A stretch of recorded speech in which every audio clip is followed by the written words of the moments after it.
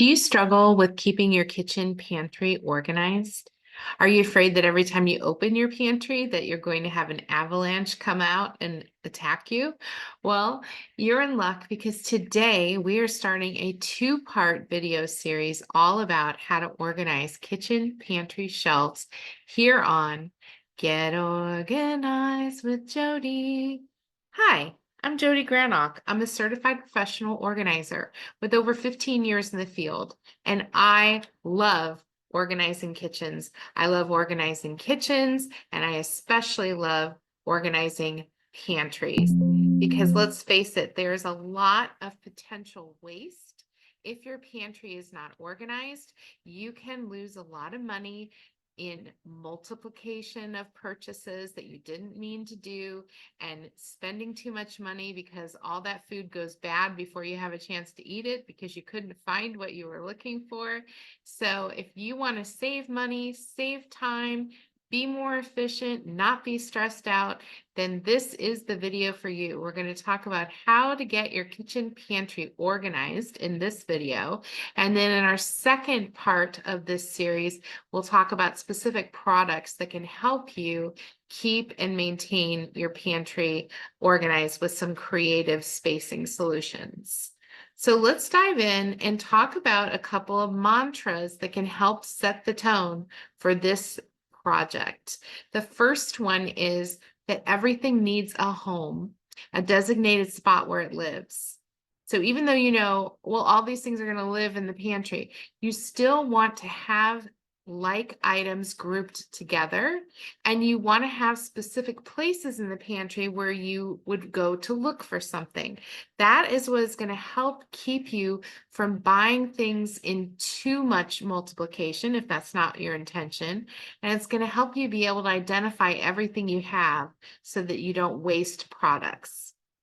The second mantra is put it where you use it based on frequency of use. So the more you use a product, think about things like your soups and maybe your pasta sauces, you might want to have those more conveniently located than something you don't use as often, such as some of your flour, sugar, baking things, maybe specialty items, or even specialty cookware that you don't use as much.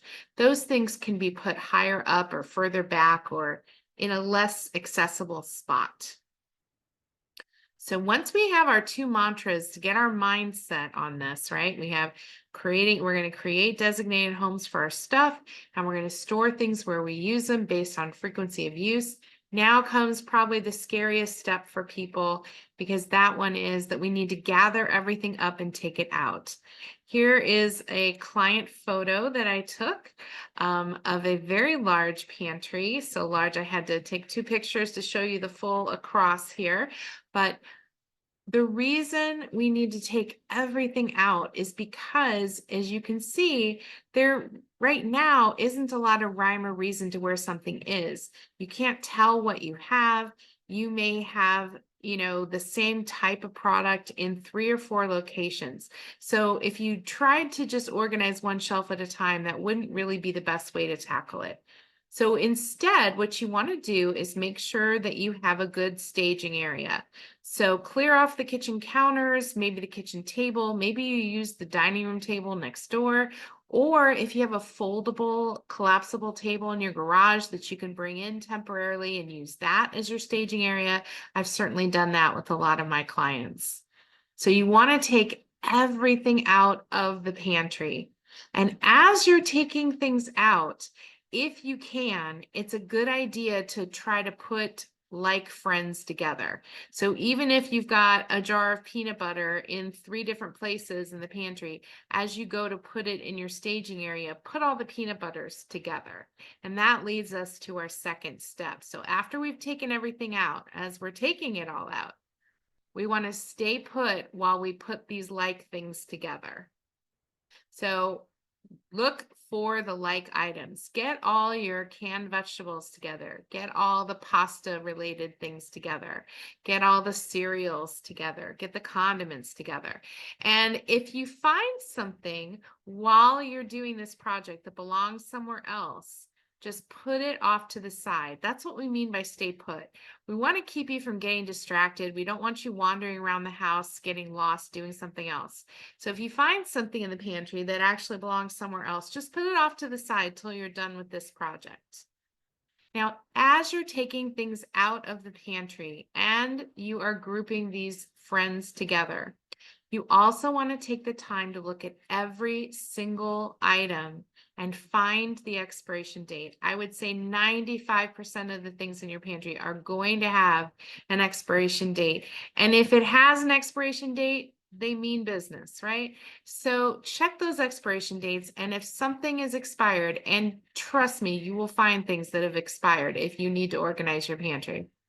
Go ahead and pitch those things if they're questionable or expired. Now, it's a good idea to have your grocery list on hand while you're doing this project. Whether you are a paper person, you make a paper grocery list, whether it's a list you do on your phone, chances are, if you're going to be pitching some of these expired products, you may realize, oh, now I'm totally out of tomato sauce, so I need to put that on my grocery list. All right. Next, when we've gone through, we've taken everything out of the pantry, we've checked all those expiration dates, we've grouped all our friends together, we've established these are all the things we're keeping, and now we're going to go and put things back in the pantry using our mantras about having a designated spot for things and based on frequency of use. You want to put the things you use the most at eye level. Now, these are two different client photos that I put up for you just to illustrate a point. And the illustration in this case is about paper towels. So as you can see, these two clients have very different opinions about paper towels. My client on the left, paper towels, yeah, they're important to have in the pantry, but you know, we don't need to have them very accessible. When we need one, we'll bend down and we'll get one from the bottom. Versus my client on the right who said to me, I go through so many paper towels. I want them right at eye level. I want to be able to grab them very easily. So it just goes to show you that it doesn't matter where you put things. It matters that where you put them makes sense to you. So don't base this on someone else's picture or someone else's rules or systems. I don't have a specific place when I'm helping clients. I just say to them, what's going to make the most sense for you? That's what's important. So put the items you use the most at eye level, make them easy for you to get to.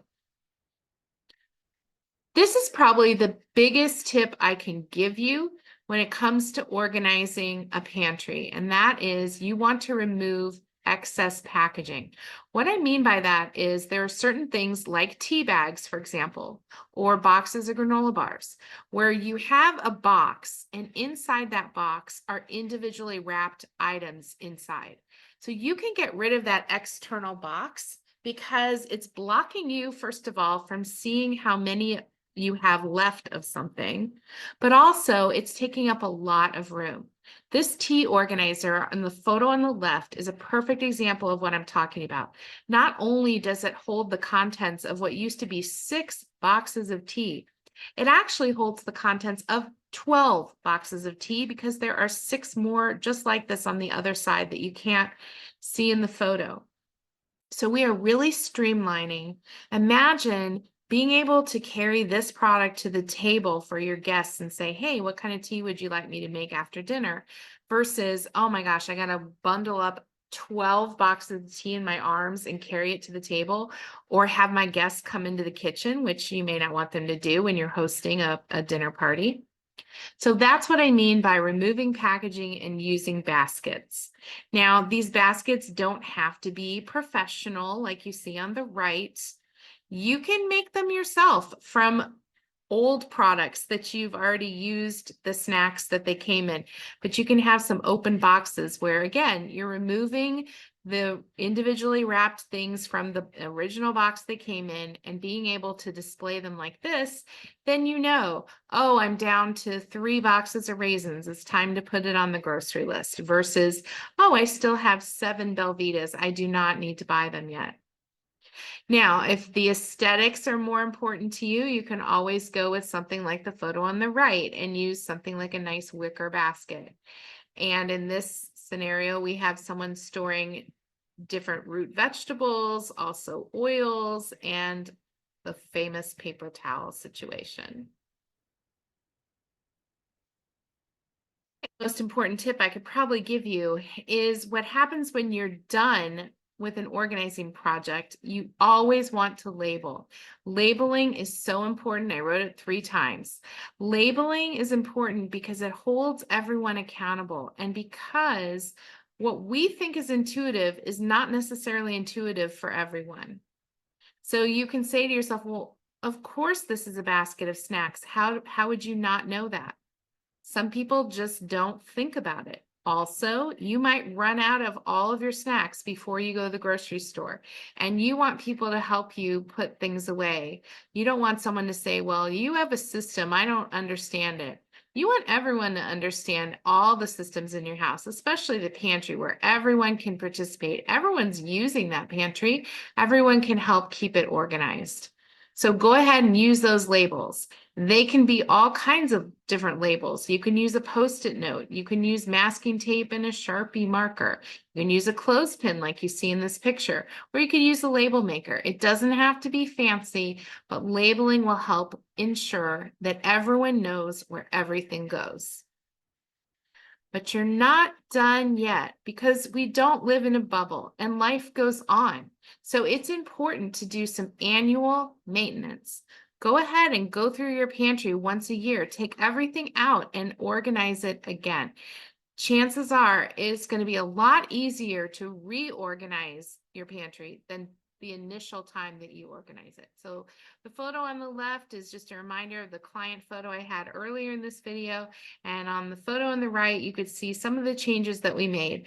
Now you might be able to tell with some eagle eye vision here that there are a few products that we're using, and you'll see more of those products in our next video on creative storage space when we continue our series on how to organize your pantry. I hope that you have found this helpful and that you're motivated to keep going with your organizing projects. Please visit organizingmagic.com for more organizing resources, including our free e-newsletter and information about our monthly Zoom webinars, which are also free. And remember that new videos drop every Friday, so be in the know and click like and subscribe before you go so you never miss a single video. I'll see you next time.